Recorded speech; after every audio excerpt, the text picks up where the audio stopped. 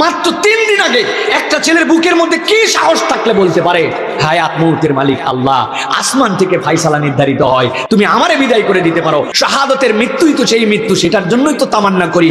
একজন রাজনীতিবিদ ঘরের মধ্যে শুয়ে মরবে, এটা মানায় না। দোয়া করেন আল্লাহ আমার ওসমান হাদিকে হায়াত দারাজ করে দাও আল্লাহ। এত তাড়াতাড়ি তুমি তাকে নিও না আল্লাহ, এই দেশের জন্য একটু তুমি জান ভিক্ষা দিয়ে দাও আল্লাহ। মনের অবস্থা খুব খারাপ, আপনাদেরটা কেমন জানি না। আমার মানসিক ভাবে ওয়াজ করার মতো বিকাল থেকে আমার মানসিক যে একটা শান্তি সেটা উঠে গেছে।